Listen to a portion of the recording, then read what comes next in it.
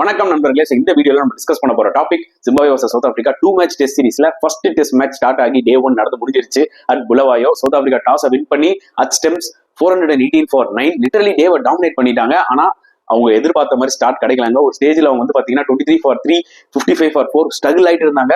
But ரெண்டு debutants Lhuandre Pretorius as well as Dewald Brevis ஃபேண்டாஸ்டிக்கா விளையாண்டாங்க. ரெண்டு பேரும் சேர்ந்து ஒரு க்ரூஷியல் 95 ரன்ஸ் பார்ட்னர்ஷிப் போட்டாங்க. பிரேவிஸ் வந்து ஒரு 40 balls 51 அடிச்சுட்டு அவுட் ஆயிட்டாரு. பட் லுவாண்ட்ரி பிரிட்டோரியஸ் வந்து பாத்தீங்கன்னா அந்த மொமெண்டம் அப்படியே கேரி ஆன் பண்ணி ஒரு சூப்பர் 150 ரன்ஸ் அடிச்சாரு. கண்டிப்பா அவருக்கு ஒரு ஹியூஜ் கிரெடிட் கொடுத்தே ஆகணும். அதே மாதிரி கார்வின் கோஷும் வந்து பாத்தீங்கன்னா அவரோட முதல் டெஸ்ட் ரெஜிஸ்டர் பண்ணிருக்காரு. 100 நாட் அவுட்ல இருக்காரு. அண்ட் ஜிம்பாப்வே பொறுத்த வரைக்கும் சிவாகா அவர் வந்து நியூ பால் சூப்பரா போட்டு 4 விக்கெட் எடுத்தாருங்க. மத்த போலர்ஸ்லாம் வந்து பாத்தீங்கன்னா கொஞ்சம் அதுக்கப்புறம் ஸ்ட்ரகிள் ஆயிட்டாங்க. சோ ஜிம்பாப்வே பொறுத்த வரைக்கும் பாத்தீங்கன்னா ஏர்லியரா அந்த 4 விக்கெட்ஸ் எடுத்தாங்க பாத்தீங்களா, அப்பவே வந்து பாத்தீங்கன்னா உண்மையை கொஞ்சம் பெட்டரா பெர்ஃபார்ம் பண்ணி ஒரு 150 or 140 ஆல் அவுட் பண்ணிருக்கணும் சவுத் ஆப்பிரிக்காவை. அந்த கிடைச்ச அந்த ஒரு சூப்பரான ஆப்பர்ச்சுனிட்டியை கோட்டை விட்டாங்கன்னு தான் சொல்ல முடியும். மக்களே, உங்களோட கருத்துக்களை கமெண்ட் செக்ஷன்ல போடுங்க.